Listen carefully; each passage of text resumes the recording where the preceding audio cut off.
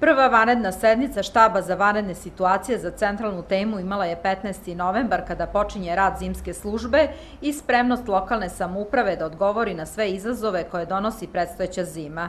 Prema rečima Dejana Ristića, u toku je tenderski postupak za izbor najpovoljnijeg ponuđača. Direktor Ristić izneo je podatak da je za rad zimske službe ove godine izdvojeno 8.300.000, a da je korekcija urađena na osnovu procene od prošle godine, kada je u ove svrhe izdvojeno 5 miliona. Razlog povećanja sredstava za ovu namenu je što su na budžet opštine pridodati i putni pravci prema Senju i Krušaru.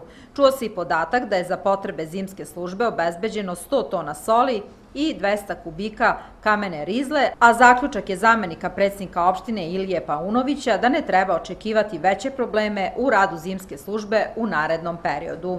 Smatram da je opština preduzela sve potrebne mere da se spremi za predstojeću zimu. Direkcija za izgradnju je sačinila plan rada zimske službe i raspisala javnu nabavku za obavljanje poslova čišćenja saobraćajnica i održavanja svih puteva na teritoriji opštine Ćuprija.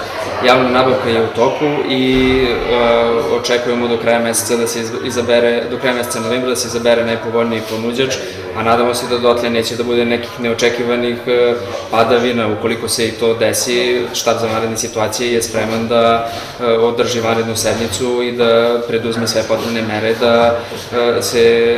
da se saobraćaj u opštini odvija nesmetano. Takođe, zamenik predsednika opštine Ilija Paunović je naglasio da će uskoro zaživeti infocentar preko koga će građani moći da dobiju sve potrebne informacije vezane za rad lokalne samouprave.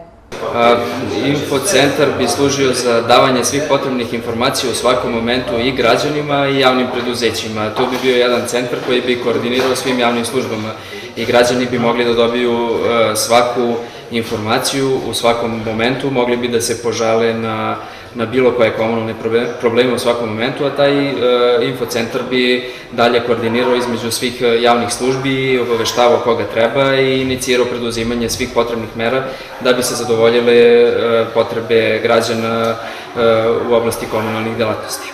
Na sastanku se čulo da će i ove zimske sezone održavanje trotoara obavljati građani, čisteći ispred svojih kuća, stanova i lokala.